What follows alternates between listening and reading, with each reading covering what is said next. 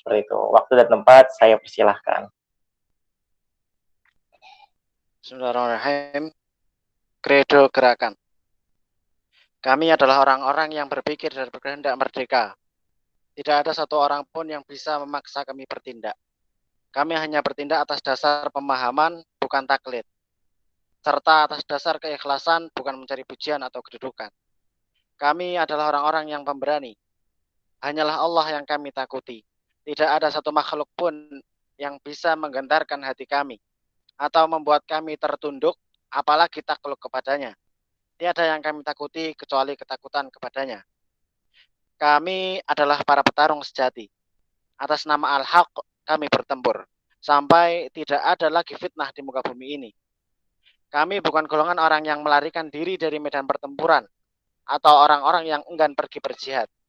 Kami akan memenangkan setiap pertarungan dengan menegakkan prinsip-prinsip Islam. Kami adalah penghitung resiko yang cermat, tetapi kami bukanlah orang-orang yang takut mengambil resiko. Syahid adalah kemuliaan dan cita-cita tertinggi kami. Kami adalah para perindu surga. Kami akan menyebarkan aromanya di dalam kehidupan keseharian kami kepada suasana lingkungan kami. Hari-hari kami senantiasa dihiasi dengan tilawah, zikir, saling menasehati dalam kebenaran dan kesabaran. Diskusi-diskusi yang bermanfaat dan jauh dari kesia-siaan, serta kerja-kerja yang konkret bagi perbaikan masyarakat. Kami adalah putra-putri kandung dakwah, akan beredar bersama dakwah ini kemanapun perginya. Menjadi pembangunnya yang paling tekun, menjadi penyebarnya yang paling agresif, serta penegaknya yang paling kokoh. Kami adalah orang-orang yang senantiasa menyiapkan diri untuk masa depan Islam. Kami bukanlah orang yang suka berleha-leha, minimalis dan loyo. Kami senantiasa bertebaran di dalam kehidupan, melakukan eksperimen yang terencana, dan kami adalah orang-orang progresif yang bebas dari kejumudan, karena kami memandang bahwa kehidupan ini adalah tempat untuk belajar, agar kami dan penerus kami menjadi perebut kemenangan yang hanya akan kami persembahkan untuk Islam. Kami adalah ilmuwan yang tajam analisisnya, pemuda yang kritis terhadap kebatilan, politisi yang piawai mengalahkan muslihat musuh, dan yang piawai dalam memperjuangkan kepentingan umat. Seorang pejuang di siang hari dan rohib di malam hari, pemimpin yang bermoral, teguh pada prinsip, dan mampu mentransformasikan masyarakat. Guru yang mampu memberikan kepahaman dan teladan, sahabat yang tulus dan penuh kasih sayang, relawan yang mampu memecahkan masalah sosial, warga yang ramah kepada masyarakatnya dan responsif terhadap masalah mereka, manajer yang efektif dan efisien, panglima yang gagah berani dan pintar bersiasat, prajurit yang setia, diplomat yang terampil berdialog, piawai berwacana, luas pergaulannya, percaya diri yang tinggi, semangat yang berkobar tinggi. Jazakallah khairan.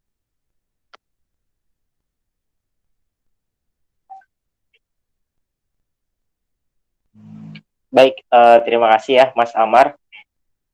Saya izin melanjutkan kembali ya. Mungkin bagi teman-teman semua, alhamdulillah ya ini peserta kita menambah menjadi sekitar 27 teman-teman semua. Jadi nanti kita semoga ya bisa memaksimal mungkin buat nanti di forum ini. Kemudian kita juga ada room chat ya, di sini bisa dimaksimalkan juga ketika nanti ada yang ditanyakan atau ada yang ingin disampaikan gitu kepada teman-teman semua. Ini sedikit menjelaskan beberapa ya. Jadi agenda ini diadakan oleh Kesatuan Aksi Mahasiswa Muslim Indonesia atau kami di UNS. Nah ini memang sedikit saya kenalkan ya. Di sini kami berdiri ya sudah sekitar sangat lama ya, dari tahun 1998, yaitu pada saat zaman reformasi. Dan mungkin ketika teman-teman penasaran bisa mengunjungi langsung ya di IG kami, di IG kami UNS gitu, mungkin bisa di scroll di IG sana. Kemudian pada sore hari ini teman-teman kita akan membahas terkait gerakan intelektual profetik gitu. Mungkin menjadikan penasaran nih, kata-kata yang susah ya, sudah intelektual dan juga ada profetik. Mungkin itu nanti akan kita pelajari ya. Kalau intelektual sendiri teman-teman mungkin sudah paham ya terkait kecerdasan atau dan sebagainya. Kalau profetik mungkin lebih ke kenabian atau dan lain sebagainya. Tapi di sini merupakan poin bagaimana landasan dari kebergerakan dari organisasi seperti itu. Dan ini mungkin saya akan membacakan siapa sih nanti yang akan mengisi nantinya gitu. Yaitu di sini ada Mas Asep Saifullah ya. Itu sudah sarjana agama ya.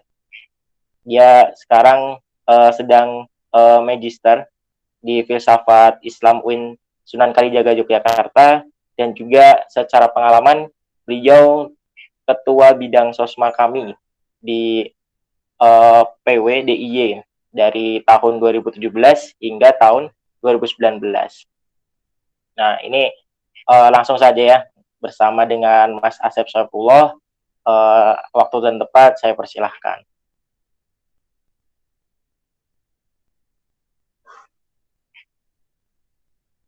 Mas Asep, hadir Mas Asep? Mas Asep atau Mas Saifullah ini ya?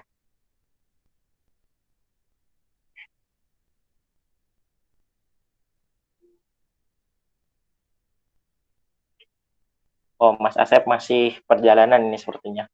Baik, ini kira-kira teman-teman, oh dari 27 ini ya.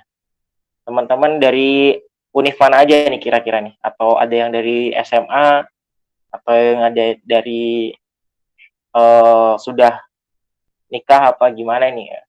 Mungkin bisa diaktifkan lagi ya room chatnya nih. Wah, ini kita semakin jauh ya komunikasi kita. Padahal di waktu yang online seperti ini kita harus bisa terlatih gitu.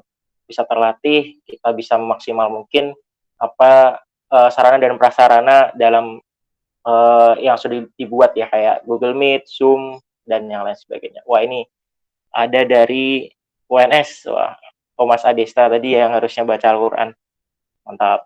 Kemudian dari Stie Atma Bakti, ini bacanya gimana nih Mas Aba nih? Stie Atma Bakti. Wah, ini jarang-jarang ini Mas Aba ini. Terus kemudian dari, wah, di UNS. Oke. Mas Aba sudah nikah. Wah, ini yang ditanyain nih Mas Aba. Nah, itu ya teman-teman. Ya, ini mungkin sambil menunggu pemantiknya datang atau Mas Asepnya sendiri. Nah, ini mungkin beberapa di sini ya. Banyak juga pesertanya, ada dari UNS, kemudian ada dari STIE, kemudian saya sendiri juga dari UNS ya, kebetulan sebelum kenalan. Saya Dava Maulana Muhammad dari UNS, lebih tepatnya di pertanian gitu. Nah, ini sebagai yang mungkin kalau misalnya belum kenal gitu. Kemudian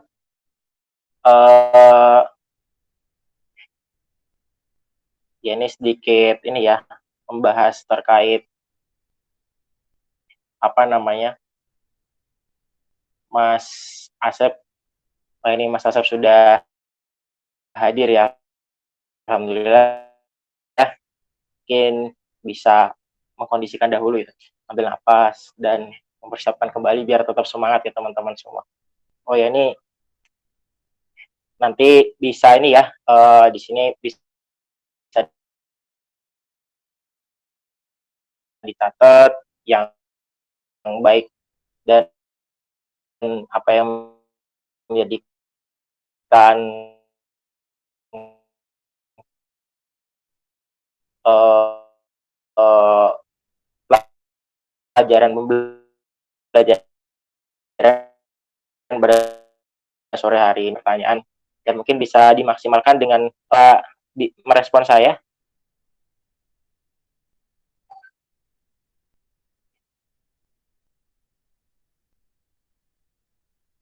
Masih menunggu. Sudah ya? Mantap. Oke Mas, sudah siap Mas? Oh, sudah mulai nih. Alhamdulillah. Sudah. Nanti Mas mengkondisikan dahulu ya. Sehat Mas, Mas Saifullah atau Mas Asep nih panggilannya Mas? Oh iya, siap, siap. Oh nggih, Asep saja. Selesai putus-putus nggak ya? Oh Mas Asep, Terus, mantap ini background. ya, Masuk Mas, suara saya masuk, putus-putus nggak? masuk, masuk.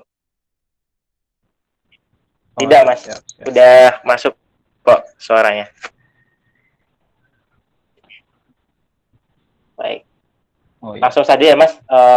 Buat Mas Asep, aku boleh. tempat saya persilahkan. Ya, baik. Bismillahirrahmanirrahim. Assalamualaikum warahmatullahi wabarakatuh. Alhamdulillahirabbil alamin wa bihi nasta'inu ala umuri dunya waddin. Wassalatu wassalamu ala asrofil anbiya'i mursalin. Allahumma shalli wa sallim wa barik ala sayyidina wa habibina wa safiina wa maulana Muhammadin wa ala alihi wa sahbihi wa man tabi'ahum bi ihsani ila yaumiddin. Amma ba'du. Pertama-tama saya mohon maaf telat masuk begitu ya. 5 menit dari jadwal ternyata sudah melebihi. Pertama, puji dan syukur. Mari kita selalu senantiasa panjatkan kehadirat Allah Subhanahu wa Ta'ala atas segala nikmat Allah berikan kepada kita, baik nikmat berupa iman, Islam maupun nikmat kesehatan, nikmat kesempatan, sehingga pada kesempatan sore hari ini, yang kalau orang kota ya, pemuda kota atau pemudi kota menamakannya sebagai hari yang panjang, ya, karena libur dari pagi mempersiapkan sore hari untuk berkencan di malam hari, gitu ya. Tapi alhamdulillah sore ini kita berkencan dalam hal yaitu berkencan dengan ilmu. Ya mudah-mudahan segala aktivitas kita di sore hari ini tentunya mendapat ridho, karena rumus sebagai seorang muslim adalah ilahi rojiun, gitu ya. Innalillahi wa inna ilaihi rojiun. Semuanya dari Allah dan kembali kepada Allah. Dan acara ini pun sudah dipersiapkan ya dari jauh-jauh hari. Mas siapa yang kemarin undang saya lupa namanya karena namanya susah diingat begitu ya. Alhamdulillah sudah direncanakan dan Allah juga yang menentukan agar kita bisa bertemu sore hari ini. Yang kedua, salat beserta salam semoga selalu senantiasa tercurah limpahkan kepada junjungan kita, yakni Nabi Agung Muhammad Shallallahu Alaihi Wasallam, tak lupa pula kepada keluarganya, para sahabatnya, dan mudah-mudahan kita semua kelak di yaumul qiyamah menerima syafaatnya. Amin ya Allah ya rabbal alamin. Sebagai seorang aktivis muslim, ya kita juga merupakan manusia-manusia pilihan yang ditugaskan untuk menjadi estafet dakwahnya Rasulullah SAW. Dan sore hari ini visi misi kenabian ataupun profetik dari kepemimpinan seorang Rasulullah akan kita bahas di dalam pembicaranya Kunto Wijoyo. Ya, tadi saya tidak tahu apakah sudah dijelaskan atau sudah dibahas sedikit mengenai Kunto Wijoyo atau belum, ya. Tapi saya rasa sebagai mahasiswa Muslim Indonesia, ya harusnya kita memiliki wawasan, ya entah itu sedikit ataupun banyak mengenai tokoh-tokoh nasional ini, karena walau bagaimanapun kitalah kitalah kalangan akademisi yang seharusnya membesarkan nama-nama tokoh-tokoh dari kalangan Muslim kita sendiri, karena akan sangat susah apabila kita mengharapkan Barat mengutip kata-katanya Kunto Wijoyo misalkan, atau Barat mengutip kata-katanya Gus Dur, Nurholis Majid, dan lain sebagainya. Nah, maka nanti kalau misalkan teman-teman menjadi dosen, menjadi orang-orang yang berkecimpung di dunia akademisi, maka kutiplah tokoh-tokoh ini agar mereka harum sendiri di nama mereka harum sendiri gitu ya di negaranya sendiri. Oke, itu sedikit pengenalan. Bagi saya, Kunto Wijoyo adalah seorang akademisi, seorang cendekiawan, seorang intelektual,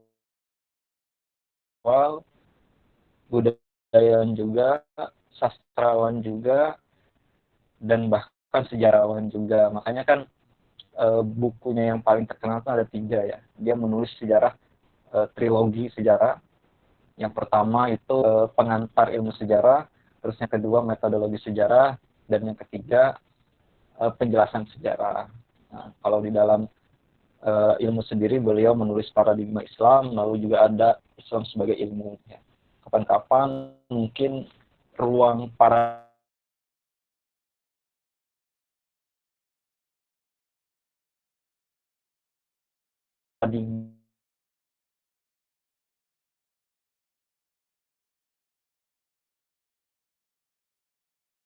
ini, gitu ya, kelas paradigma ini menghadirkan di mana, dan saya juga sangat mengapresiasi ya dengan adanya kelas paradigma ini, kami gitu, merupakan salah satu tanggung jawab kita gitu ya sebagai seorang akademisi, karena paradigma ini nanti akan sangat penting ketika teman-teman mungkin mulai memasuki ranah skripsi, kemudian tesis, disertasi dan segalanya, itu pasti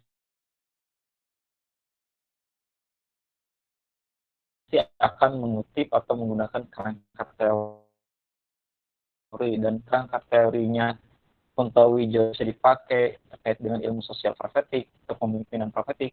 Lalu tidak hanya tentang ilmu sosial saja sih sebetulnya, tapi juga bisa biologi profetik, pendidikan profetik, politik profetik, dan lain sebagainya. Dan hari ini akan kita bahas. Oke. Ini yang menampilkan PowerPoint nggak ada ya?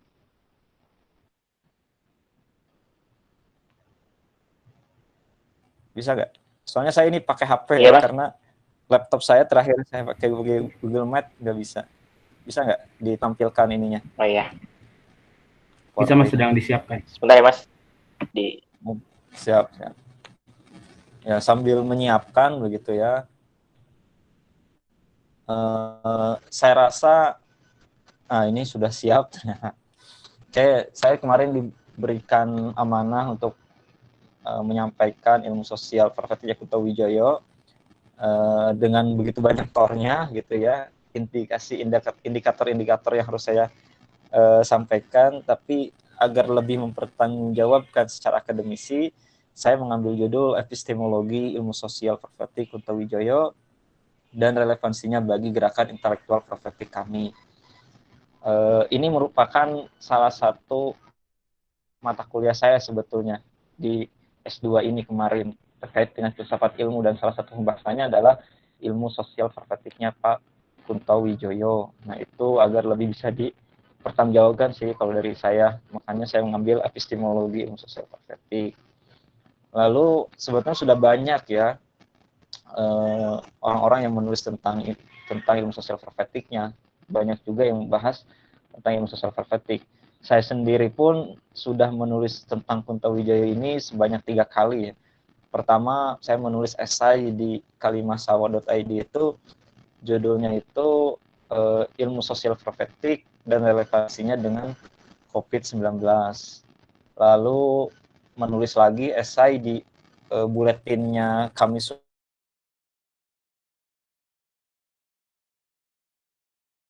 Surya Global Yogyakarta, itu berjudul ilmu sosial profetik dengan gerakan intelektual profetik kami. Lalu terakhir kemarin nulis di Nurul Wala, itu juga tentang Kuntowijoyo, yaitu tawaran ilmu sosial profetik atas ilmu sekuler. Nah, nanti teman-teman silahkan kalau misalkan ada waktu luang membaca esai saya.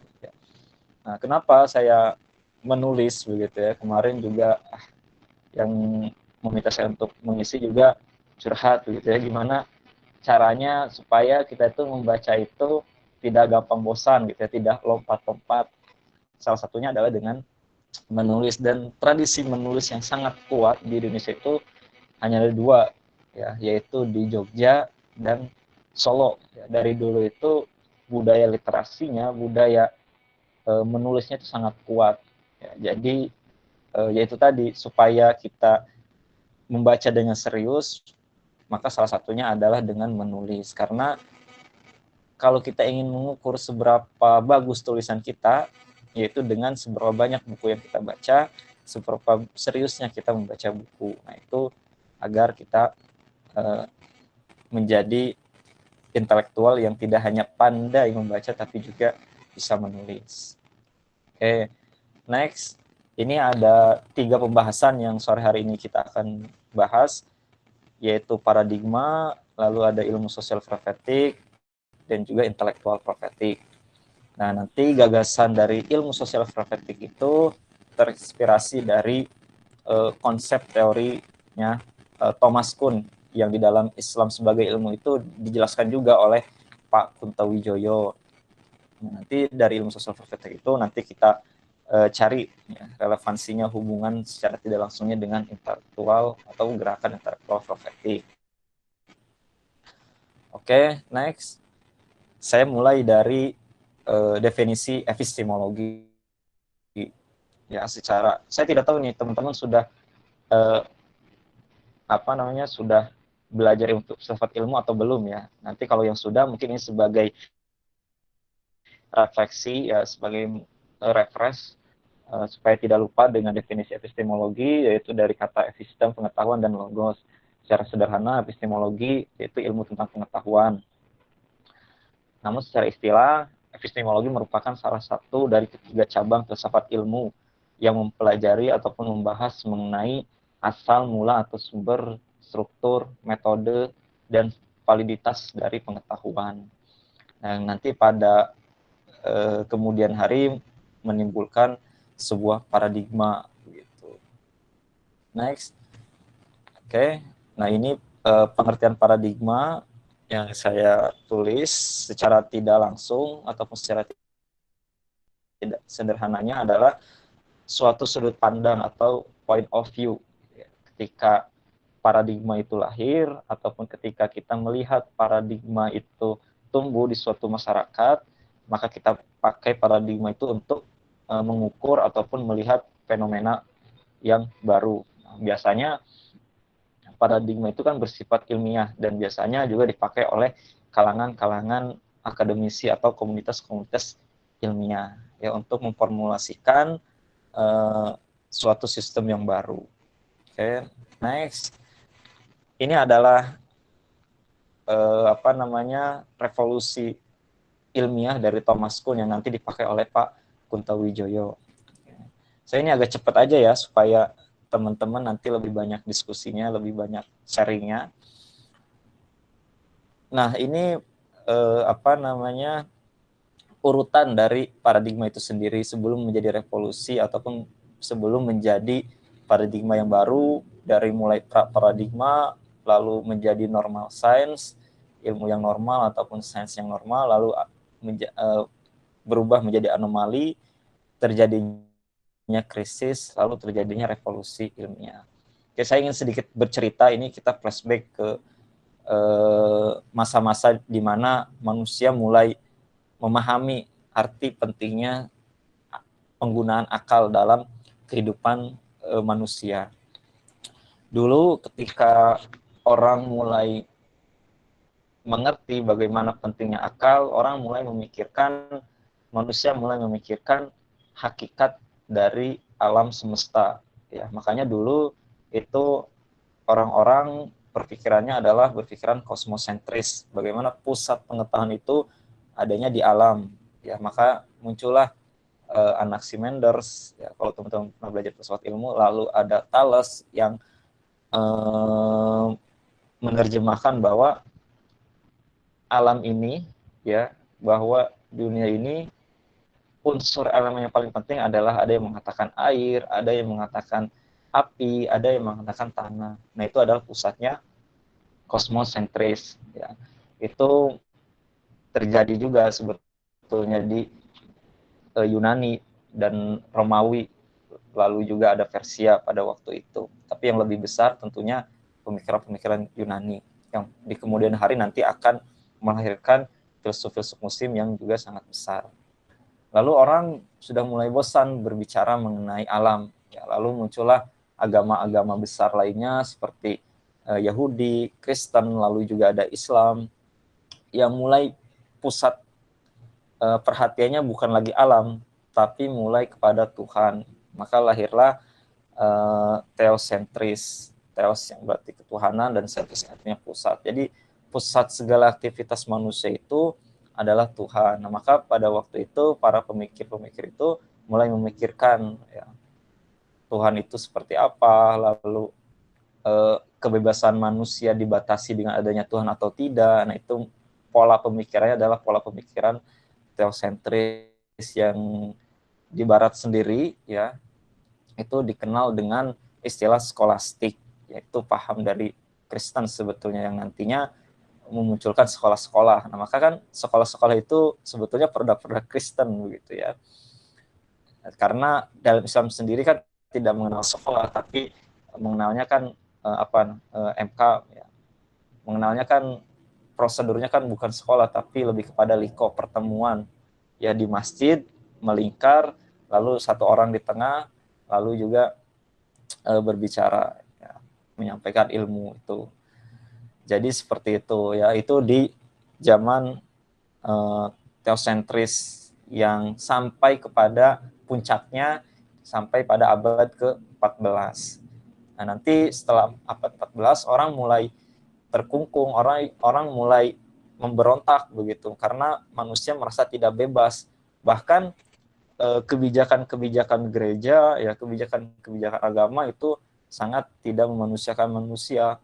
Ya, saya masih teringat itu, dosen saya pernah cerita, saking gereja itu mengungkungnya manusia, orang mau menikah itu si calon pengantin istrinya itu, ya, pengantin perempuannya itu diculik dulu oleh pastor.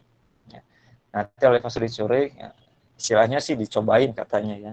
Nanti dites dulu layak atau enggak dan segala macamnya, sampai segitunya gitu.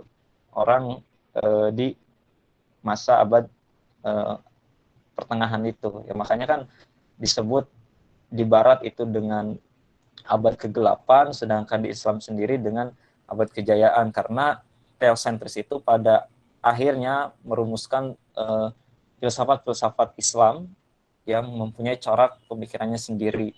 Karena pusatnya dari wahyu, maka melahirkan filsafat yang berbeda dengan barat. Salah satu contohnya adalah akhlak. Ya, akhlak itu dirumuskan oleh Ibnu Miskaweh dari sistem etikanya Yunani. Ya. Etika itu kan tidak ada di dalam bahasa Al-Quran. Ya. Etika itu berasal dari bahasa Latinnya itu kan ethos. Ya. Nah, dicari padanan katanya di Al-Quran, ternyata ada sistem yang namanya akhlak yang memiliki kesamaan dengan etika yang ada di Yunani. Nah, itu terjadilah sebuah transformasi ataupun transmisi keilmuan. Nah, tadi merasa bahwa manusia itu terkungkung ya oleh kebijakan-kebijakan gereja, maka lahirlah peradaban baru, yaitu peradaban modern yang coraknya bukan lagi teosentris, tapi antroposentris. Ya, antropo itu kan manusia. Ya, coraknya ataupun pusatnya bukan lagi alam, bukan lagi Tuhan, tapi manusia itu sendiri. Manusialah yang menentukan akal manusialah yang menentukan kemana manusia itu akan berpijak dan melangkah, bukan lagi berdasarkan alam, bukan lagi berdasarkan teosentris, tapi manusia itu sendiri. Tapi pada akhirnya era antroposentris juga menimbulkan kekacauan karena ilmu pengetahuan memang berkembang, tapi ilmu pengetahuan yang justru mengukung, justru mendehumanisasikan manusia itu sendiri, merobotkan manusia itu sendiri.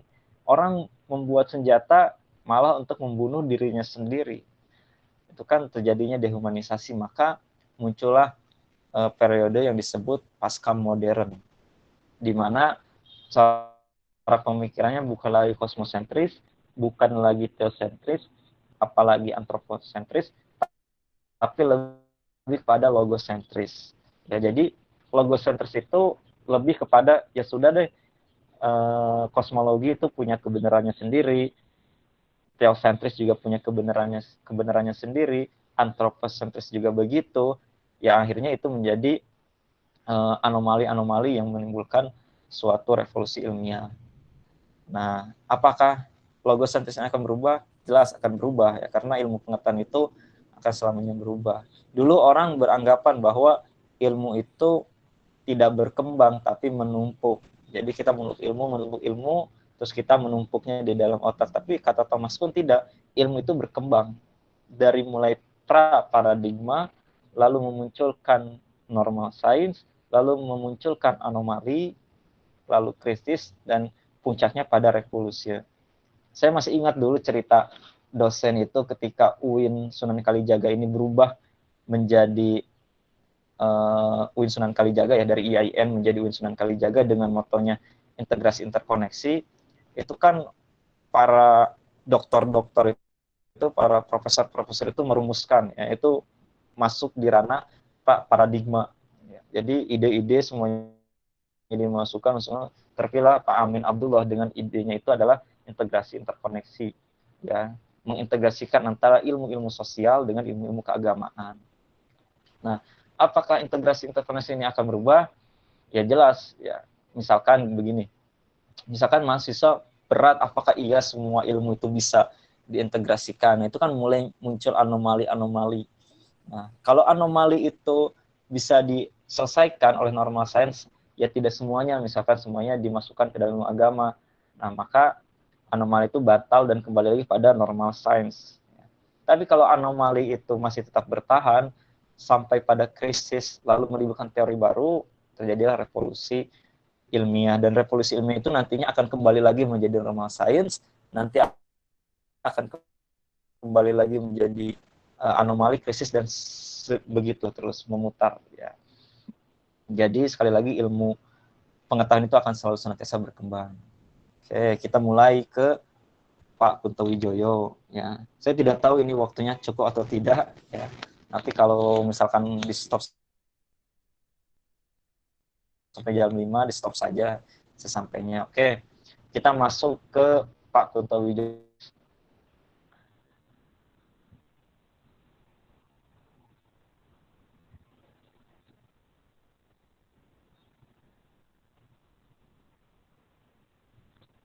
Cek moderator.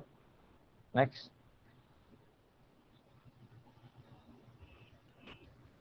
Oke, nah moderatornya nggak tidur kan, nggak ngantuk kan ketika saya menerangkan? Udah, Mas. Oke. Ya kalau ngantuk bilang aja ya, biar saya percepat. Oke, kita masuk ke pemikirannya Pak Kunto Wijoyo. Nah, Pak Kunto Wijoyo melihat bahwa adanya sebuah pergeseran kesadaran umat, terutama umat Islam di Indonesia. Dulu masyarakat Nusantara, khususnya Indonesia, berangkat dari ilmu-ilmu ataupun kesadaran-kesadaran mitos. Ya. Mitos itu adalah sebuah gagasan, ya, yang ada di tengah masyarakat yang kebenarannya tidak bisa dibuktikan secara rasional dan empiris. Ya. Biasanya mitos itu terbagi menjadi 3. Mitos lama, lalu juga ada mitos baru, dan mitos kontemporer. Mitos lama itu berbau legitimasi. Biasanya raja-raja itu adalah keturunan dewa. Biasanya ada anggapan begitu. Lalu apalagi terjadinya segala sesuatu itu berdasarkan hal-hal gaib. Biasanya itu mitos lama. Lalu ada mitos baru. Mitos baru itu berupa biasanya berbau dengan politik. Ya, misalkan pemimpin kepala desa ini merupakan titisannya dari Majapahit atau titisannya dari kerajaan Siliwangi dan segala macam. Nah, itu mitos-mitos baru. Nah, ada juga mitos kontemporer. Nah, biasanya mitos kontemporer itu berupa hal-hal yang berbau komersial. Ya, misalkan alat pemutih wajah, lalu ya bisa produk-produk lah, biasanya skincare dan segala macam yang berbau komersial begitu. Makanya kan ada pertanyaan, apakah saya tidak tahu ya, apakah cantik itu diukur dengan kulit yang putih, atau orang putih atau perempuan putih itu bisa dikategorikan sebagai orang yang cantik. Nah, itu kan pertanyaan yang silahkan teman-teman Ahwat jawab sendiri. Apakah harus nunggu putih dulu baru dianggap cantik? Karena tidak ada kan krim penghitam, adanya cuma krim pemutih. Oke, dari mitos-mitos tersebut, ya, karena kesadarannya hanya berupa legitimasi, ya, hanya berupa berita-berita yang diambil lalu kemudian langsung ditelan secara mentah-mentah, orang mulai jengkel sendiri begitu. Apakah iya seperti apa ya? Maka mulailah berubah, bergeser ke ranah ideologi. Nah, ideologi ini lebih berupa lahirnya pribadi-pribadi yang kreatif atau minoritas sebagai inisiator. Artinya orang tidak hanya tunduk saja kepada legitimasi-legitimasi yang diberikan oleh pemimpin-pemimpin desa gitu ya. Tapi dia sudah mulai punya daya kreatif, punya daya ingin mengubah masyarakat berdasarkan kesadaran pribadinya sendiri. Itu ideologi. Nah, lalu dari ideologi itu biasanya mulailah muncul partai-partai ya, kayak dulu ada SI, ada Sarekat Dagang Islam ya, terus ada juga Masyumi, ada juga kelompok Budi Utomo dan segala macamnya. Itu kan basisnya kan ideologi. Lalu juga dari ideologi ini berubah lagi, bergeser lagi, mulai ilmu. Oke, akan kita bahas perbedaan dari mitos, ideologi, dan ilmu. Next, nah ini perbedaannya ya. Mitos melihat fakta itu tidak peduli gitu ya. Contohnya seperti ini. Terjadinya banjir di misalkan di Jogja ya. Kemarin kan banjir di Gunung Kidul, di pantai selatan. Nah, orang yang masih kesadarannya mitos menganggap bahwa Nyi Roro Kidul itu sedang marah begitu ya. Maka terjadilah banjir. Tapi kalau ideologi yang melihat fakta itu subjektif, artinya banjirnya itu dikarenakan apa dulu? Oh, ternyata adanya pergeseran lempeng misalkan di laut selatan, maka terjadilah banjir. Ya, itu kita bahas tentang mitos dan ideologi dulu ya. Lalu mitos biasanya melihat norma atau aturan itu lebih kepada konsensus sosial atau disepakati. Misalkan ini kita sepakati ya, penunggu pantai selatan itu Nyi Roro Kidul. Ini kita sepakati ya, penunggu Gunung Merapi itu Mbah Petruk misalkan. Nah, itu kan konsensus sosial. Tapi kalau ideologi tidak ya, melihat norma dan aturan itu berdasarkan kepentingan kelompoknya. Bisa jadi definisi Indonesia menurut Mas Yumi dan menurut SI itu berbeda ya, karena berdasarkan kepentingan kelompok. Bisa jadi pengertian kepemimpinan menurut kami dengan kepemimpinan menurut LDK itu berbeda. Nah, itu kan kepentingan kelompok. Lalu sifatnya kalau mitos itu ya irasional, tidak masuk akal, fiksi gitu ya. Makanya kan irasional itu kan lebih bagusnya kan dibuat sebuah film ya, atau dibuat sebuah game ya. Tokoh Nyi Roro Kidul dalam game Mobile Legends itu kan sangat epic ya, sangat bagus ya. Kalau yang main Mobile Legends mungkin tahulah ada tokoh Nyi Roro Kidul dalam game tersebut.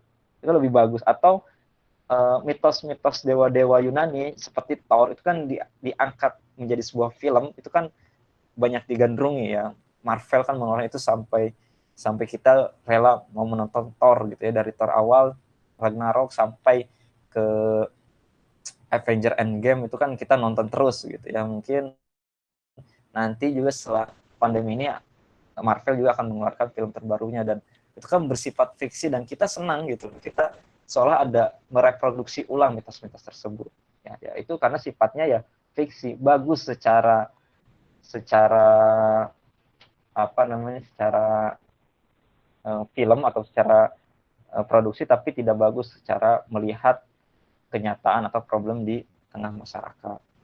Lalu ideologi bersifat rasional, tapi rasionalnya masih rasional atas berdasarkan kepentingan kelompok itu tadi. Lalu cakupannya, kalau mitos itu cakupannya lokal, tapi kalau ideologi cakupannya nasional struktural, artinya dia mengikuti aturan-aturan yang telah terstruktur. Gitu ya. Jadi dulu itu ada partai politik yang mungkin secara struktural dia masih menjabat 2 tahun, tapi secara ilmu ya, ini bisa diartikan dia sangat progresif, tapi ilmunya itu dapat mengancam kepentingan politik atau kepentingan partai, maka akhirnya dipecat, Pak. Ya. Nah, tujuannya kalau mitos itu utopia, kalau ideologi itu rekonstruksi total, itu ingin merubah secara total menyeluruh. Nah, bedanya lagi ideologi dengan ilmu, tadi ideologi faktanya adalah subjektif, melihat segala sesuatu itu berdasarkan kepentingan kelompoknya, sedangkan ilmu itu objektif, ya, dan juga faktual, ya, rasionalnya yang berdasarkan kultural ataupun fenomena-fenomena yang terjadi pada saat itu, dan juga rekonstruksinya tidak bersifat total, tidak bersifat menyeluruh, tidak muluk-muluk ingin mengislamkan Indonesia gitu, tapi ingin dari bidang ke bidang gitu. Oh, ini dulu yang diislamkan, oh ini dulu yang diperbaiki, baru ada rekonstruksi total, maka disebutkan kan rekonstruksi parsial. Ya, saya tidak tahu kita ada di kesadaran yang mana. Silahkan teman-teman introspeksi sendiri, apakah ada di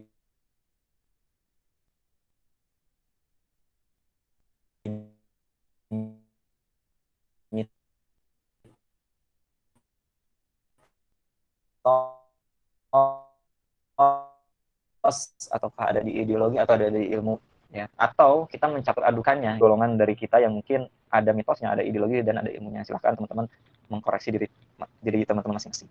Oke, lanjut. Nah, ini adalah gagasan tentang pengilmuan Islam Kuntawijoyo, ya, yaitu tidak lagi bergerak, ya, dari konteks menuju teks, tapi dari teks menuju konteks, dari ayat Al-Quran menuju realita. Isinya ada pengilmuan Islam yang diartikan sebagai proses, ya, ada paradigma Islam yaitu proses dan hasil, lalu ada juga Islam sebagai ilmu, itu hasilnya. Ya, kapan-kapan teman-teman dibedah lah itu ya bukunya Pak Kuntawijoyo tentang Islam sebagai ilmu. Saya rasa sangat bagus. Lalu di dalam ilmu sosial profetik yang dibahas ada epistemologinya, yaitu dasar-dasar pengetahuannya, lalu juga ada metodologi bagaimana cara menerjemahkan agama yang sifatnya normatif ke dalam ilmu teoritis. Ya, fawailul lil musallin itu kan orang-orang yang celaka karena sholat itu, nah itu bisa dipakai nggak untuk melihat konteks kekinian, misalkan dalam hal korupsi, misalnya apakah orang yang korupsi itu karena sholatnya lalai, nah itu bisa kita rumuskan sama-sama.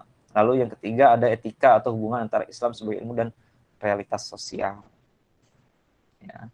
Lalu ini next, ini adalah ayat tentang humanioranya Al-Quran, ya, yaitu di dalam surat Al-Fusilat ayat 41. Alhamdulillah minasyaitonirrajim, sanurihim ayatina fi alafaki wa fi anfusihim. Artinya kami akan memperlihatkan kepada mereka tanda-tanda kekuasaan kami di segenap ufuk dan pada diri mereka sendiri, ya. Biasanya kita kan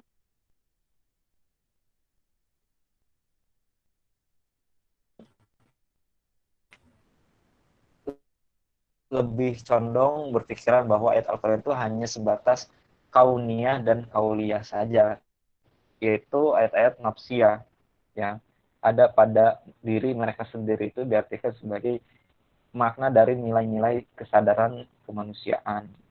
Lagi, nah ini ilmu sosial profetiknya Pak Kuntawijoyo yang bedakannya dengan ilmu sosial lainnya yang ada di Barat. Pertama, pijakannya adalah wahyu, rasio, dan fakta empiris sebagai ilmu pengetahuan. Kalau ilmu sosial itu biasanya hanya sebatas kepada rasio dan fakta empiris saja. Tapi kalau ilmu sosial profetik, ya, berangkatnya dari wahyu, yaitu tadi dari teks, melihat konteks, ya.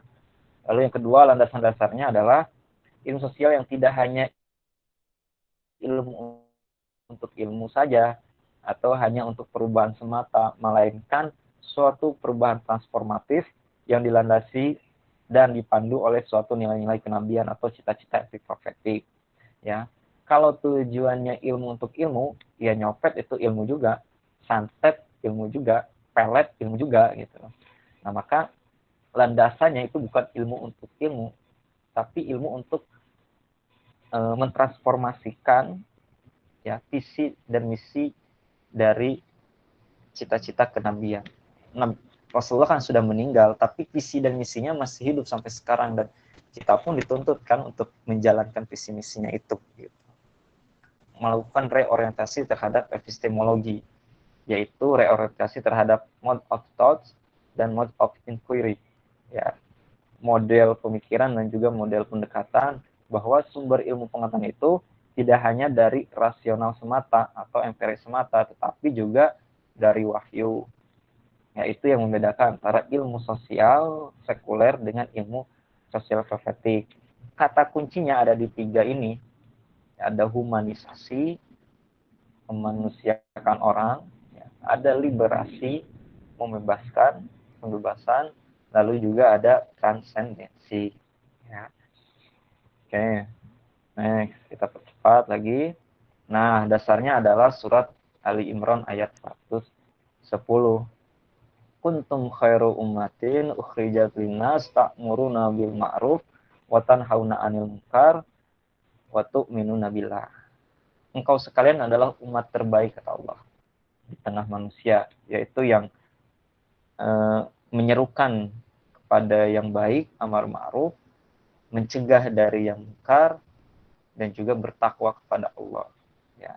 Amar ma'ruf diartikan sebagai humanisasi, nahi mungkar sebagai liberasi, dan tu'minuna billah sebagai transendensi.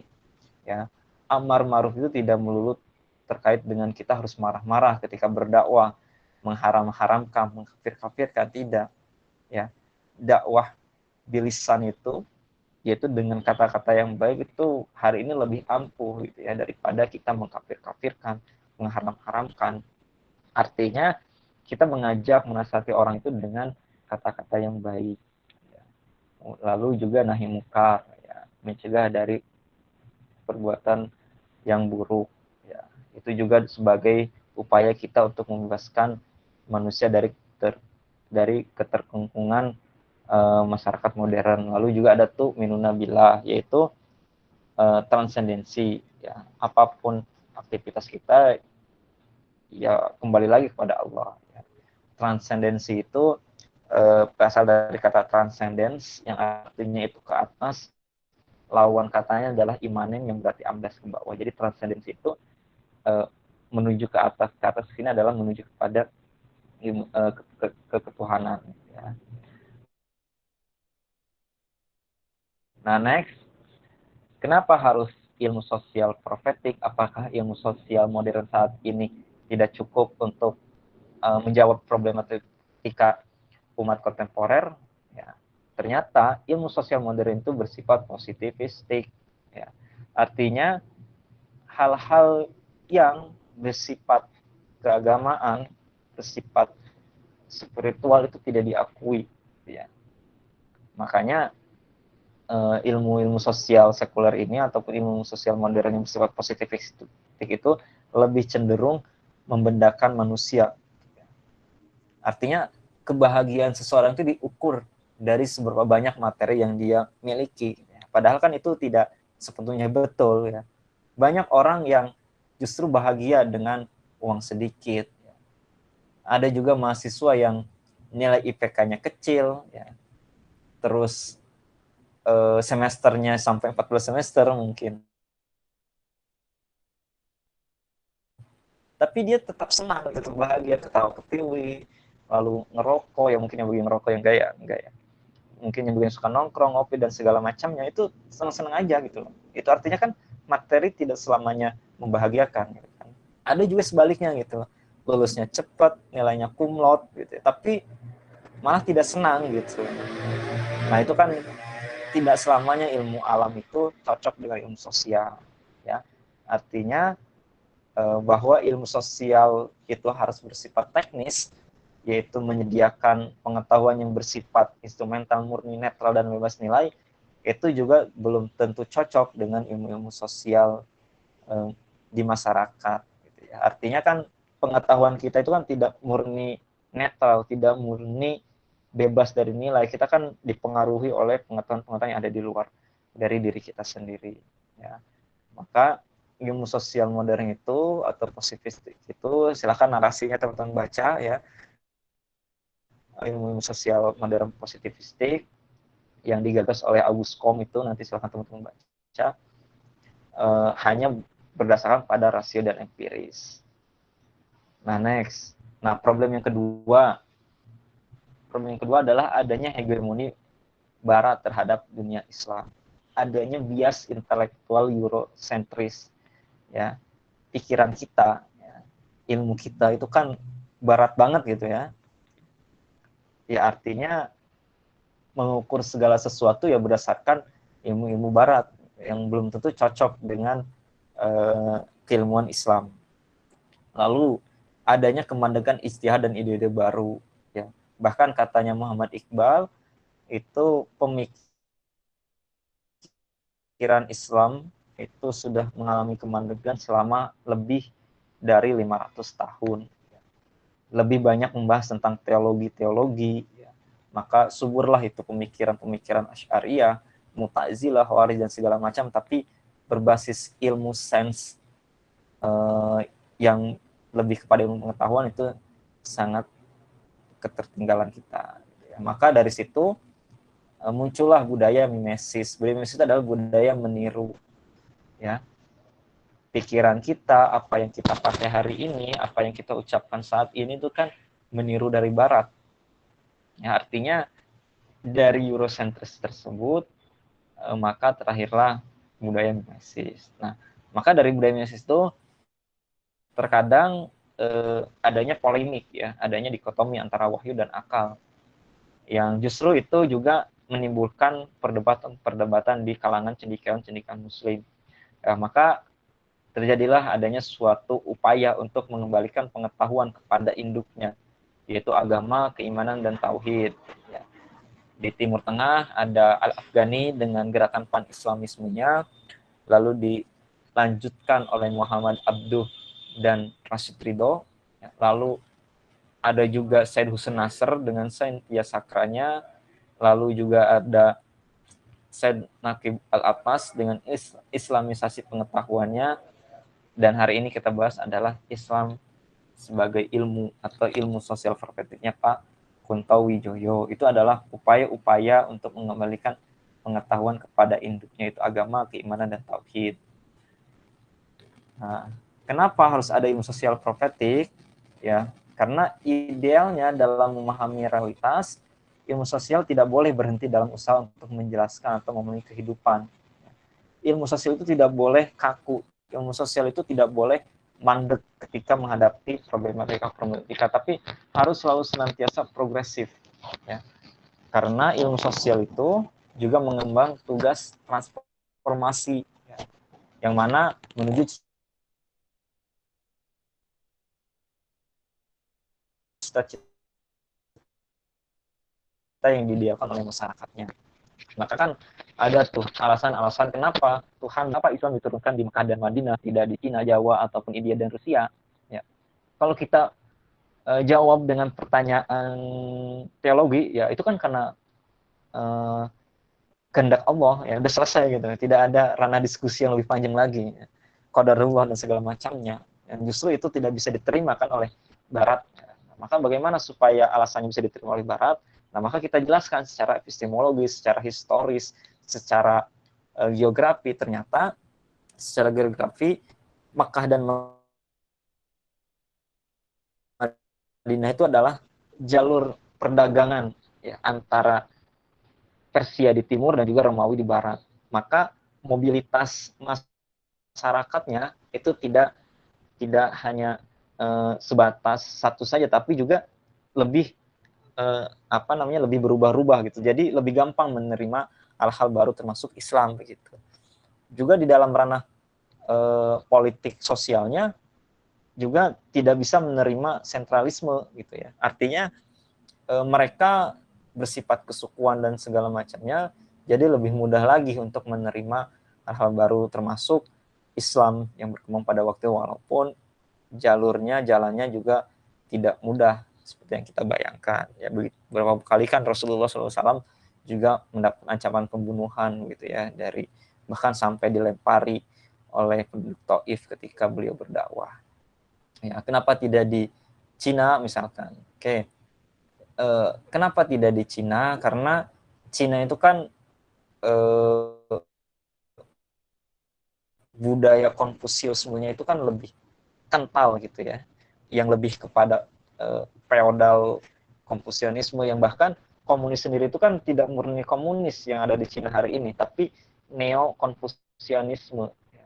Ya mungkin ya mereka mengusung nilai-nilai sosial, tapi di dalam ekonomi kan mereka juga kapitalis gitu ya. Istilahnya mengumpulkan harta sebanyak-banyak ya gitu. Lalu kenapa tidak di India? Karena bisa jadi Islam juga ditolak. Sebab di India strata kelas Brahmana dan kesatria itu sudah sangat mapan. Jadi akan sangat bentrok, dan itu juga terjadi kan di Muslim India sampai kan mendeklarasikan negara baru yang disebut sebagai Pakistan. Saking India itu tidak mau menerima Islam di dalam negaranya.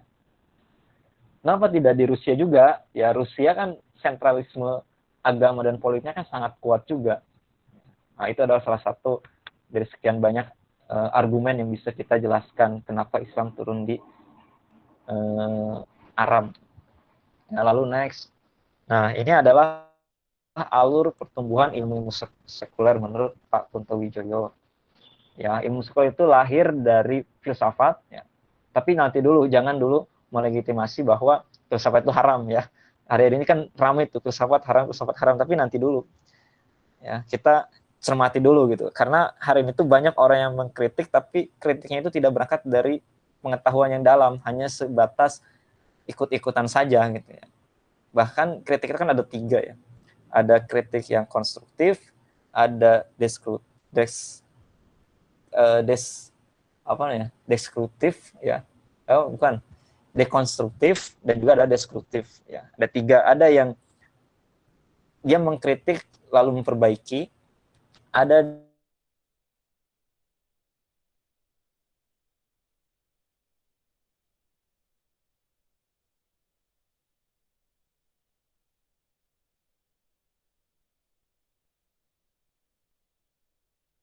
dia yang mendeskonstruksi ya, artinya ada dia yang baru. Nah, filsafat ya, itu yang lahir pada masa Renaissance ya, pada abad ke-15-16, menimbulkan suatu ilmu yang disebut tadi antroposentrisme ya, yang melahirkan karena pusatnya manusia ya, karena baik dan buruknya itu nilainya adalah manusia, pusatnya manusia, maka terjadilah diferensiasi, yaitu pemisahan antara wahyu dengan manusia, antara agama dan politik, agama dan ekonomi, agama dan segala macamnya.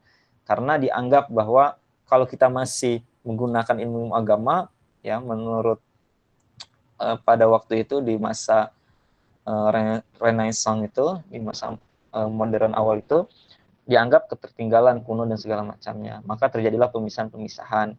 Nah, dari pemisahan-pemisahan itu lahirlah ilmu sekuler yang menganggap bahwa dirinya yang paling objektif, yang paling benar di atas segala macam ilmu. Nah, itu adalah ilmu sekuler. Nah, berbeda dengan ilmu-ilmu integralistik yang ditawarkan oleh Pak Kunto Wijoyo. Karena pondasinya agama, ya, maka yang lahir bukan lagi antroposentrisme, tapi teoantroposentrisme.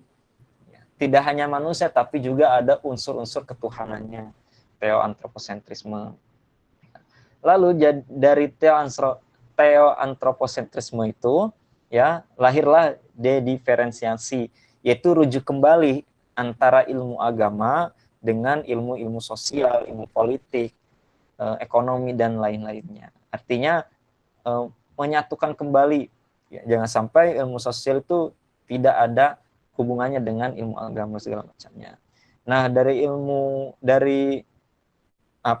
kerujukan kembali itu lahirlah ilmu integralistik ya, mengintegrasikan, mentransformasikan ilmu-ilmu yang ada di barat ke dunia Islam.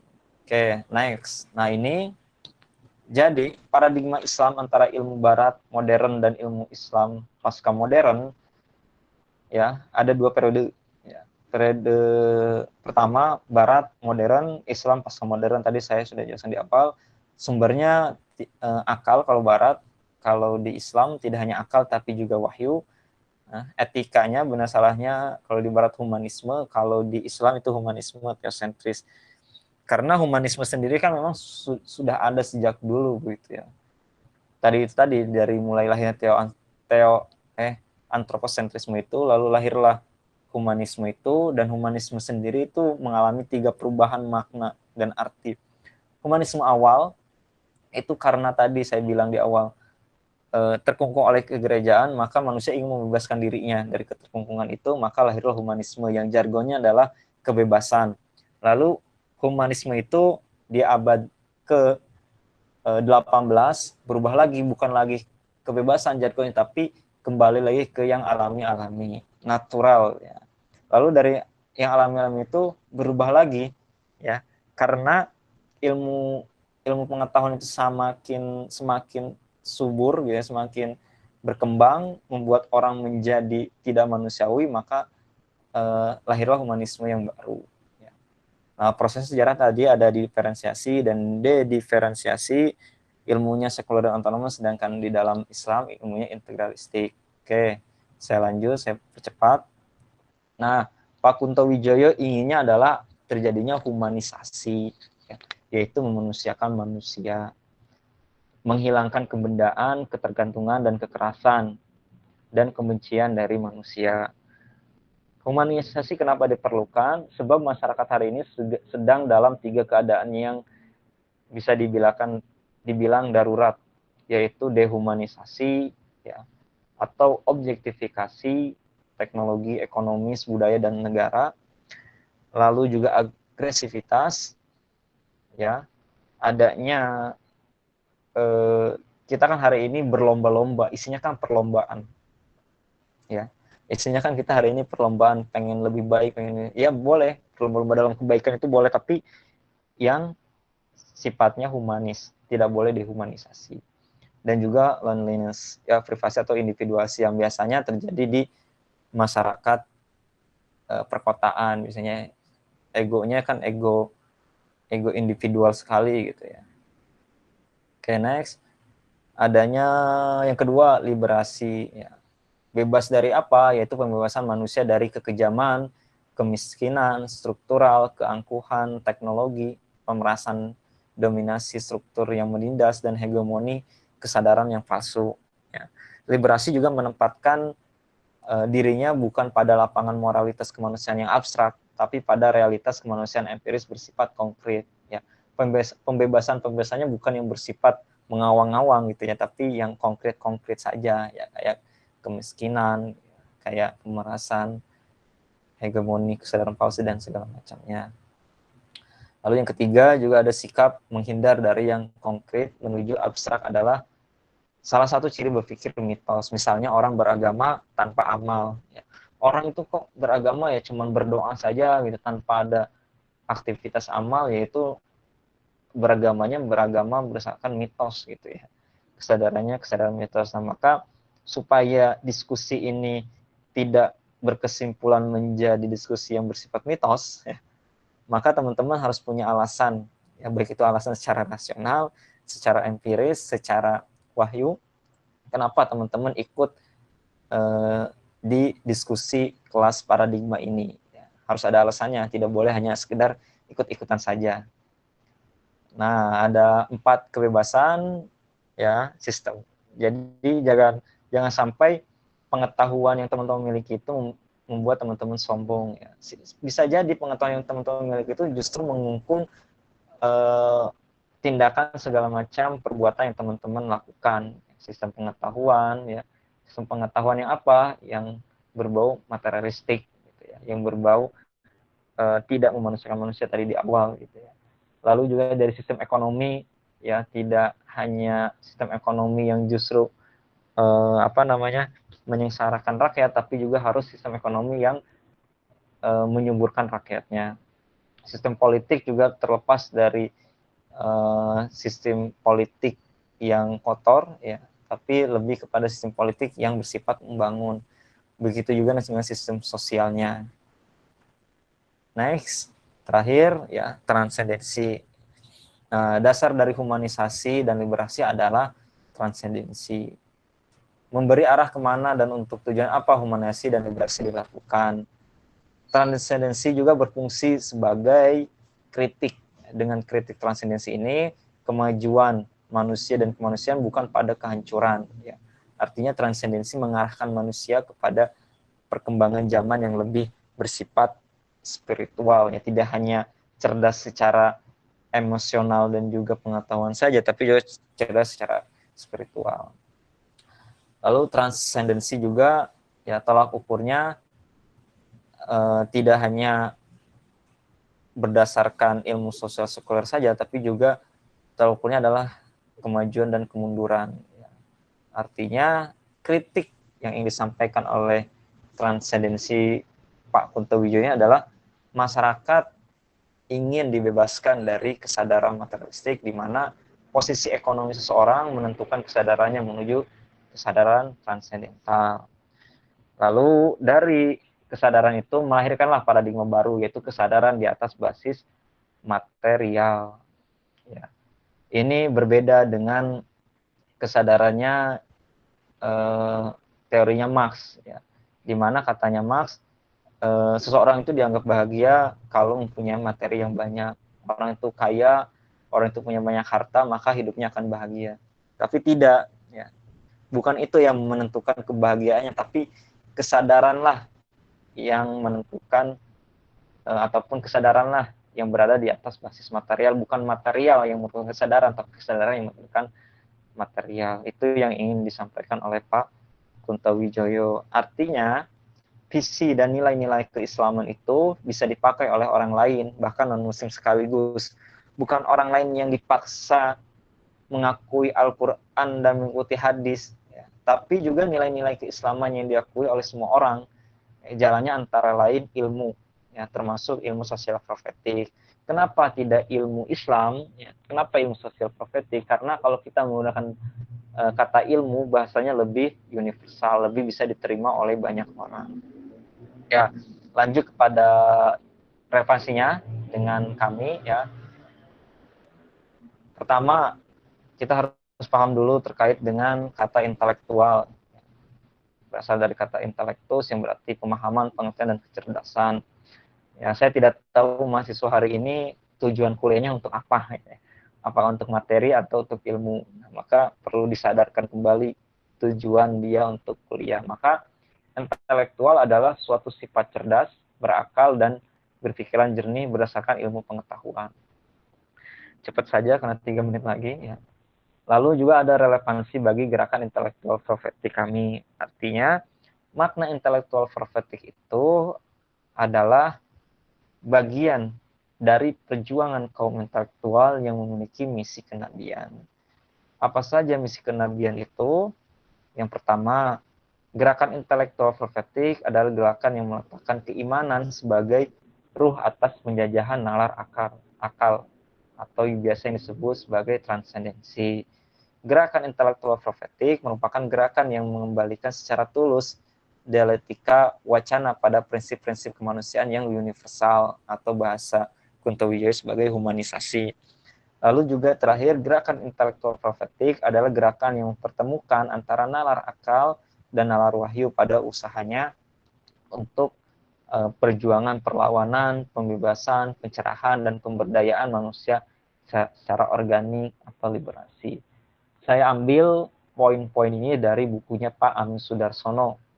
Ya, kalau teman-teman pernah tahu siapa Pak Amin itu, beliau adalah juga kader kami, ya, yang menulis buku Ijtihad Membangun Basis Gerakan. Nah, beliau tulis itu di dalam bukunya itu yang diambil juga dari garis besar haluan organisasi kami atau disingkat GBHO kami di bab ke-6 pasal 7 ayat 2. Oke, next.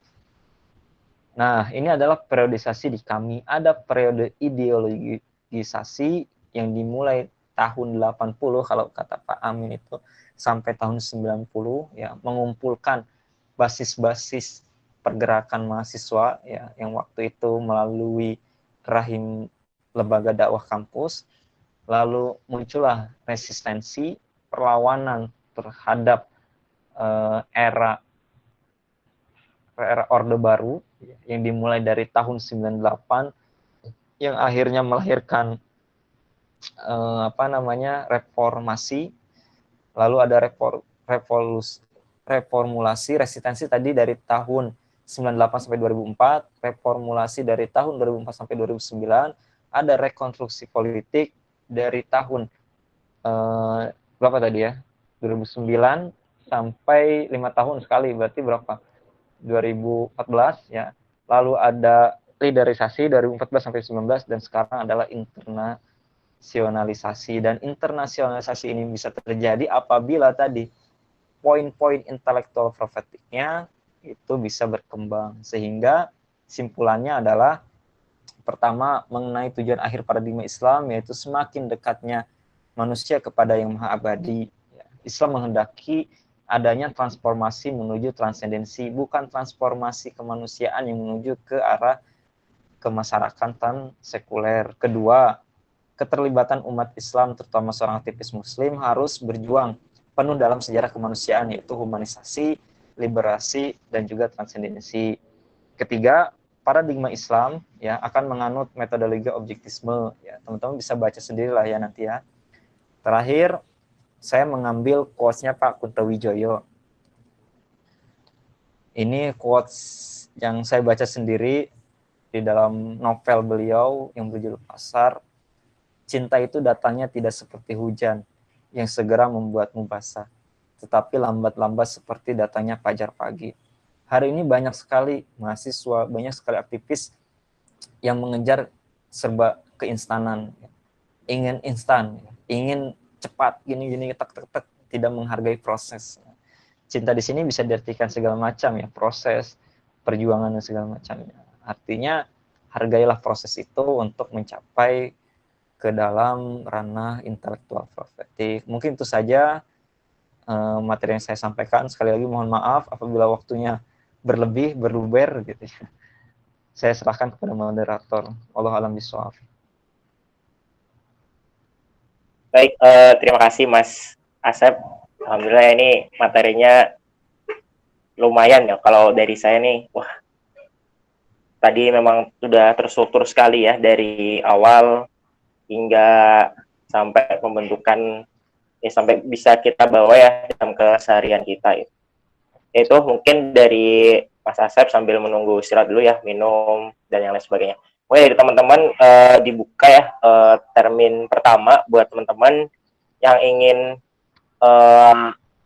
bertanya atau ingin berargumen atau apapun, mungkin dipersilahkan. Bisa di kolom chat, bisa juga di audio juga gitu. Monggo dipersilakan bagi teman-teman.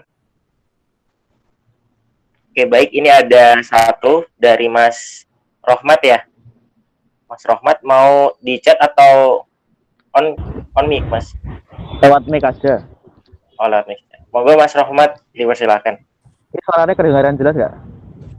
Dengar, Mas? Jelas. Oke. Baik. Ya, sebenarnya assalamualaikum buat Mas Asep ya. Terima kasih udah mengisi, udah menempatkan waktunya mengisi di kami UNS.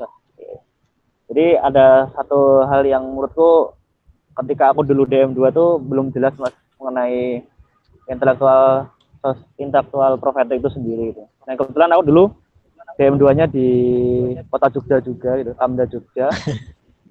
Amda Jogja. Ya, nanti Mas, semoga Mas Asep sukses pilihannya Mas. Amin ya. Ini gini Mas, tadi sebelumnya aku juga nggak terlalu ngikuti materi tadi dari awal. Tapi dalam pemikiran Kuntowijoyo sendiri kan ada namanya Islam sebagai ilmu sendiri. Nah, yang itu menjadi mengilhami ke kami juga yang nanti udah relate bahasanya seperti itu. Nah, apakah sebenarnya islamisasi ilmu yang versinya Syed Naqib Al-Atas sendiri dan Islam sebagai ilmunya Kuntowijoyo sendiri, apakah itu menurut Mas itu menjadi yang seharusnya menjadi fokus ke kami itu sendiri? Karena kemarin tuh di Solo ya terutama itu kami mana tuh kayak dikritik gitu bahwa kami mana sih kok nggak pernah berkecimpung dalam hal yang sifatnya ya diskusi ideologis gitu, diskusi yang sifatnya keilmuan, islamisasi ilmu dan Islam sebagai ilmu baik dari versinya Syed Naqib Al-Atas atau Kuntowijoyo. Maksudnya yang wajib kan karena kita membawa intelektual profetik yang sejatinya itu juga relate dengan Kuntowijoyo, kenapa kita nggak itu? Dan itu udah dicoba ke teman-teman kami UMS ya, Muhammadiyah itu. Tapi kami UMS sendiri juga dikritik. Yang kritik itu Mas Salman Al-Farisi, ketua komander wilayah di Jogja, Mas Salman. Itu ngeritik kami kok malah menjadi apa ya? Tempat diskusi yang sifatnya ideologis. Kenapa nggak fokus ke amal? Nah, itu yang jujur aku pribadi tuh agak bingung juga, yang aku ingat-ingat juga zamannya DM2 pun juga masih belum tergambarkan. Terutama dalam konteks intelektual profetik itu sendiri. Mungkin bisa kasih pencerahan lah Mas buat aku pribadi, dan mungkin teman-teman juga ada keresahan yang sama. Ini seperti itu. Terima kasih Mas. Oke. Dijawab dulu atau ditampung dulu ya? Iya. Baik, terima kasih ya Mas Aba. Mungkin dari teman-teman yang lain yang ingin ditanyakan atau disampaikan, mana yang masih bingung ya.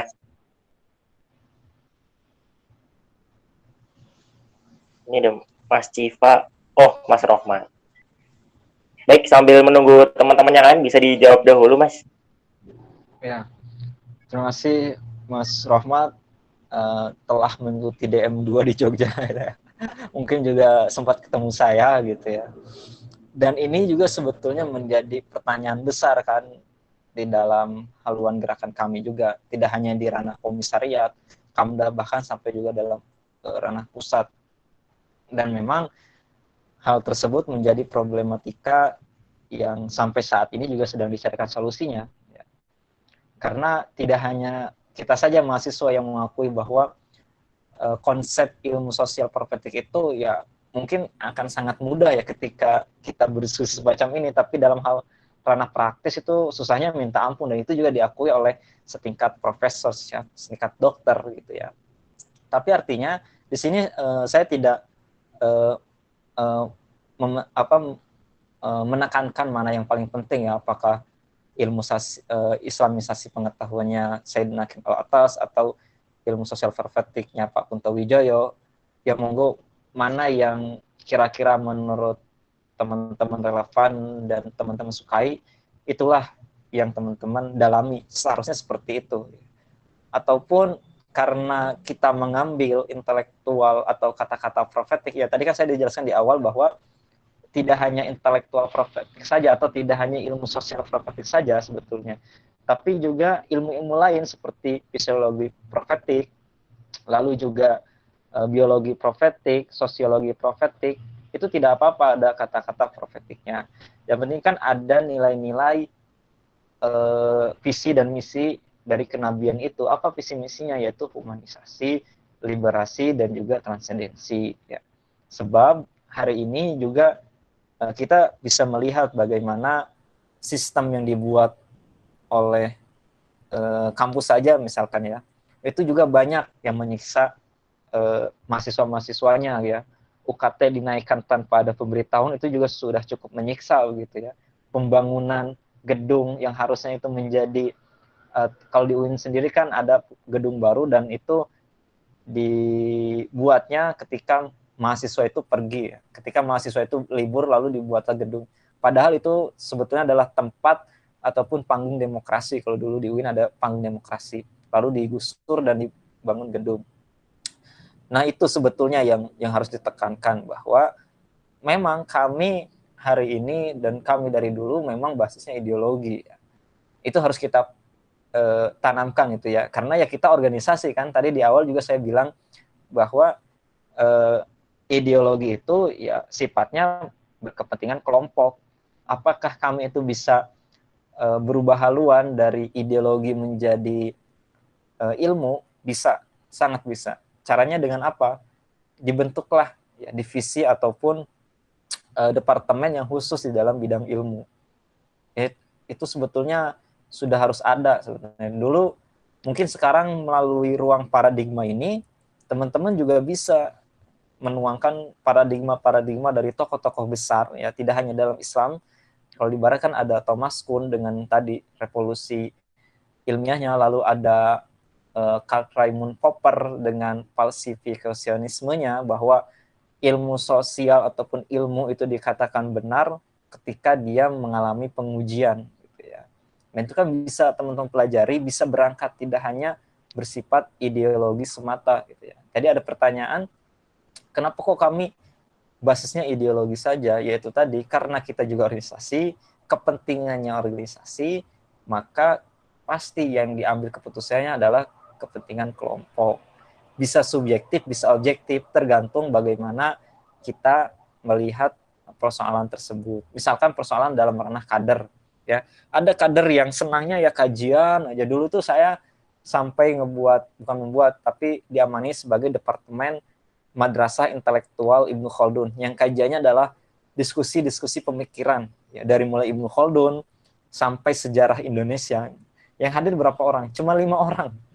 Tapi ketika departemen tetangga mengadakan kajian, ya kayak kajian dulu kan 2015 itu kan lagi hangat-hangatnya virus merah jambu ya.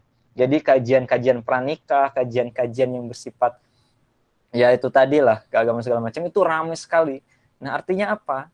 Dari mahasiswanya sendiri ya, yang mungkin dianggap relevan, yang mungkin dianggap lebih praktis, ya udah deh ikut kajian aja. Ngapain kita mikirin pemikirannya al atas gitu ya, Islamisasi pengetahuan. Pusing banget kita disuruh menerjemahkan ilmu-ilmu barat ke dalam ilmu sasi, ke dalam Islam. Berangkat dari konteks menuju teks, sedangkan Pak Kuntawijoyo kan Islam sebagai ilmu kan berangkat dari teks menuju konteks, dari ayat-ayat Al-Quran menuju ayat-ayat menuju realitas. Misalkan di dalam surat Alam Nasroh ya, itu kan ada 3 kunci kesuksesan dalam hidup, bahwa fa inna ma'al usri yusra, inna ma'al usri yusra, bahwa di dalam kesulitan itu pasti akan ada kemudahan. Itu kuncinya sukses itu, yaitu yakin bahwa setelah sukses itu setelah ada setelah ada kesusahan itu pasti ada kemudahan. Kunci yang kedua apa? Fa inna ma'al usri yusra fa idza faragta fansab wa ila rabbika farghab. Nah, 2 dan 3 itu adalah kunci bagaimana kalau kamu setelah melaksanakan masalah ya, atau setelah mengerjakan sesuatu, itu coba kerjakan sesuatu yang lain. Nah, itu kan artinya kita berangkat dari teks menuju konteks, dan akhirnya kita dapat mendiskusikan bahwa intellectual prophetic itu tidak hanya berangkat dari gagasan melihat realitas, tapi juga harus berangkat dari teks itu sendiri. Dan kader kami itu seharusnya udah bisa berangkat dari teks menuju konteks, karena yang saya ketemui ya, banyak kader kami yang minimal hafal lah juz 30 lah ya, juz amma itu sudah hafal. Bahkan kalau ditanya ketika KKN, itu pasti yang jadi imam itu ya, yang jadi seksi keagamaan itu pasti anak kami ya. Artinya apa? Kita mempunyai sense, kita mempunyai bergerak position di tengah-tengah masyarakat yang itu sebetulnya tidak dipunyai oleh organisasi lain gitu. Nah, tinggal bagaimana kami ini sekali lagi berani nggak merubah haluannya dari ideologi menuju ilmu ya. Ideologi tidak apa-apa ya. Taklid tidak apa-apa, taklid itu biasa saja sebetulnya ya. Fine-fine aja gitu ya. Kita taklid itu kan kita ikut kepada orang lain ya, karena kita tahu bahwa kita sadar bahwa kita itu tidak paham, kita itu tidak tahu, maka kita ikut kepada yang lebih tahu. Itu taklid ya. Itu dimensi ideologi sebetulnya. Yang tidak boleh itu apa? Yaitu yang tidak boleh itu adalah taklid buta. Kita ikut, tapi kita tidak tahu kenapa kita ikut. Kita asal ikut saja. Itu kan jatuhnya ke dalam ranah mitos. Dan sekali lagi, kami bisa memulai itu. Kami bisa menciptakan ilmuwan-ilmuwan. Apalagi kami ini kan tersebar. Makanya bahkan saya itu sempat bertanya-tanya, berdiskusi sama teman-teman di juga itu, kenapa kami itu di dalam ranah ilmu dan teknologi itu seperti gagap sekali gitu. Makanya saya sangat mengapresiasi, saya melihat ya Instagramnya kami WNS itu sangat maju gitu ya. Bahkan terakhir saya lihat instastory-nya itu membahas isu terkait dengan Zionisme. Nah, itu sebetulnya visi kami tadi, di periodisasi kami itu sudah sampai internalisasi ya, artinya membebaskan negara-negara Islam dari cengkaman neoliberalisme. Nah, itu kan visi dan misinya kami sebetulnya. Jadi persoalannya adalah hari ini mau nggak anak kami sadar dulu deh bahwa kita itu sebetulnya agak sedikit tertinggal dari ranah ilmu, dari ranah pengetahuan dan teknologi. Kalau dalam ranah agama saya yakin nilainya 100 lah anak kami lah ya, ada sisi lain. Itu saja mungkin dari saya. Terima kasih Mas Rahmat. Mas Rahmat. Baik, terima kasih ya Mas Asep. Kira-kira dari Mas Rahmat ada feedback atau masih dibingungkan?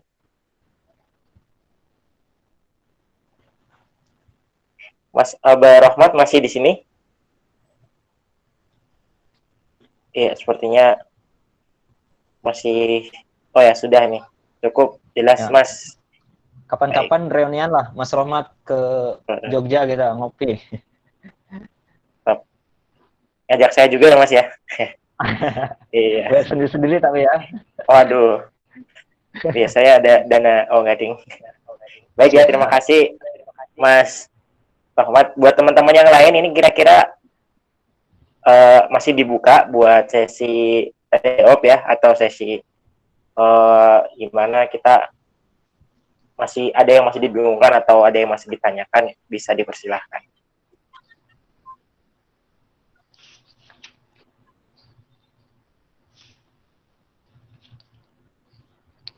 Ada nih dari ini.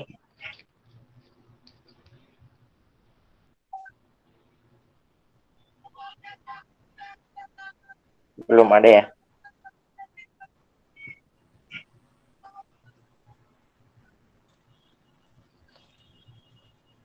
Oke, sambil menunggu pertanyaan yang lain, berarti sepahami saya juga ikut belajar ya Mas ya. Masih penasaran juga sama yang dibawa sama Mas Asep nih. Berarti lebih ke ini ya Mas ya,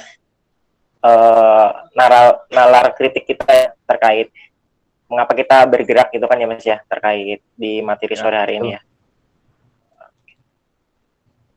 Berarti benar-benar. Ya, sambil ini ya, teman-teman yang lain kira-kira bagaimana ini? Ini ada sekitar 24 ya. Masih bisa nih, mumpung bahasanya masih sama ya. Oke. Berarti ini di mana Mas ya? Di rumah atau di Komsat ini Mas? Saya di kosan sih di Jogja. Oh, di kosan. Ya. Kosnya bukunya lumayan ya Mas ya. Wah, jadi background. Ya kan saya kuliah dari 2013, lulus 2017. Lalu sebetulnya saya pernah ke UNS, tapi bukan sebagai anak kami, tapi sebagai anak marching band. Di UNS kan ada marching bandnya ya. Iya Mas, betul. Jadi dulu itu miladnya UNS diundang menjadi pengisi acara, jadi main musik lah, main marching band di miladnya UNS. Gitu. Oh, Mas dulu sering kesini ya Mas ya? Ya, alhamdulillah sering main lah istilahnya, tapi mainnya bukan sama anak kami. Kami sama anak marching bandnya itu. Oh, begitu. Mantap, mantap. Berarti skill selain di kami di marching band. Mantap. Oke, ya. Mungkin buat teman-teman yang lain kan saya hidup itu iya, lanjut Mas ya, Mas. Sambil menunggu. Ya, sambil nunggu ya. Jadi mungkin ini juga pengalaman ya, bagaimana saya bertransformasi dari orang yang sebetulnya senang musik tapi akhirnya berakhir di kami gitu. Iya. Saya sebetulnya kan di UIN sendiri itu kan jarang ada anak filsafat yang masuk kami gitu. Karena yang pasti pertama dianggap aneh oleh kedua pihak, oleh jurusan saya sendiri ya. Teman-teman saya tahu bahwa saya anak kami, itu juga banyak ngebully gitu ya. Masuk di kami, tahu bahwa saya anak filsafat, itu juga dibully juga gitu. Masa iya ada anak kami yang anak filsafat yang masuk kami gitu. Jadi bahkan sampai ke ranah ekstrakurikuler itu ya, marching band segala macam itu kan bertolak belakang gitu. Tapi akhirnya saya tinggalkan marching band dan fokusnya kan di kami setelah mendapatkan amanah khususnya di Komsat 2015. 2 kali ya amanahnya sebagai itu tadi Departemen Madrasah Intelektual Ibnu Khaldun, lalu juga di tahun periode berikutnya menjadi Kadep Sosmas, lalu berikutnya juga sebagai Kabid Sosmas Wilayah. Kali ini juga sebetulnya lagi ada musda di Kamda, jadi dari pagi itu ya sebetulnya lewat Zoom ya. Makanya ini saya download lagi di HP ya. Jadi sambil nyambil. Iya. Emang ya Mas ya, aktivis kita berkah insya Allah ya buat agenda-agendanya. Baik, ini kalau memang nggak ada pertanyaan lagi buat teman-teman bisa langsung ke ini aja Mas, closing statement aja Mas sebelum maghrib. Oke. Siap. Oke. Saya ingin menyampaikan apresiasi yang sedalam-dalamnya pertama bagi teman-teman UNS yang mengadakan kelas paradigma ini. Saya harap tidak berhenti sampai di sini ya. Ada kelas paradigma yang lainnya yang ya meskipun yang hadir ini cuma 5 orang atau 10 orang, ini kan alhamdulillah lagi banyak gitu kan. Tapi tetap dilanjutkan ya, karena sekali lagi nutrisi kita itu tidak cukup hanya sebatas dari spiritual saja gitu loh. Karena kita akan menghadapi masyarakat yang basisnya juga istilahnya itu yang progresif gitu loh. Tidak hanya semua permasalahan itu kan bisa sebenarnya dijawab dengan ilmu agama, tapi kan orang yang mohon maaf berbeda pandangan dengan kita kan lebih percaya kepada hal-hal yang berbau ilmu gitu. Maka bahasa ilmu ini harus lebih diuniversalkan. Lalu saya ingin mentadaburi salah satu kisah ya. Saya tutup dengan kisahnya Nabi Ibrahim yang beliau itu ya sebagai pesan profetik, sebagai pesan misi kenabiannya kan beliau itu berdakwah sendiri ya. Bahkan lawan pertama yang dihadapinya adalah bapaknya sendiri, pembuat patung-patung itu, sampai beliau menghancurkan itu dengan beraninya sendiri, menghancurkan patung-patung itu. Lalu beliau juga yang berdialog dengan Namrud, lalu beliau sendiri juga yang terjun ke api itu hingga api itu menjadi dingin. Nah, ibrah apa yang bisa kita ambil dari kisah tersebut, dari Nabi Ibrahim tersebut, bahwasannya dakwah itu tidak hanya cukup dengan nilai-nilai yang berbau material saja. Tidak hanya dulu mungkin dakwah kita dari majelis ke majelis ya, dari satu tempat ke tempat lain, tapi kan kita dituntut oleh perkembangan zaman dakwah melalui virtual, dakwah melalui tulisan esais. Artinya apa? Artinya keberanian kita untuk terjun ke ranah dakwah ini harus dibarengi dengan budaya literasi, budaya membaca, agar masyarakat tercerdaskan tidak hanya berupa dakwah bilisan itu kan tidak hanya ngomong saja, tapi berupa tulisan juga bisa. Ya. Artinya apa? Artinya mulailah kami itu tadi seperti Mas Rahmat bilang bahwa mungkin iya kami itu berangkat dari sifatnya subjektif karena mungkin kepentingan kelompok, tapi jauh di ranah itu kepentingan universal, kepentingan parsial itu juga kita ingin wujudkan. Makanya kan cita-cita kami adalah jayakan Indonesia 2045. Bagaimana jayakan 2045 itu? Itu salah satunya adalah mempersiapkan bekal, mempersiapkan senjata-senjata kita tentang apa yang akan terjadi 2045. Jangan sampai di 2045 itu di hari ulang tahun Indonesia yang ke-100 itu kita kekurangan senjata, kita kekurangan bekal, sehingga kita menjadi aktivis-aktivis yang loyo. Nah, maka dari itu saya mengajak, mari sama-sama kita kuatkan paradigma kita kuatkan ilmu kita, baik ilmu yang berbasis akli, nakli, maupun ilmu yang berbasis nafsiyah, dengan cara humanisasi, liberasi, dan juga transendensi. Lagi-lagi, ya rumusnya adalah innalillahi wa inna ilaihi raji'un, yaitu kembali kepada Allah. Terima kasih dari saya, mohon maaf apabila banyak kesalahan dan kelepatan. Wabillahi taufiq wal hidayah. Wassalamualaikum warahmatullahi wabarakatuh.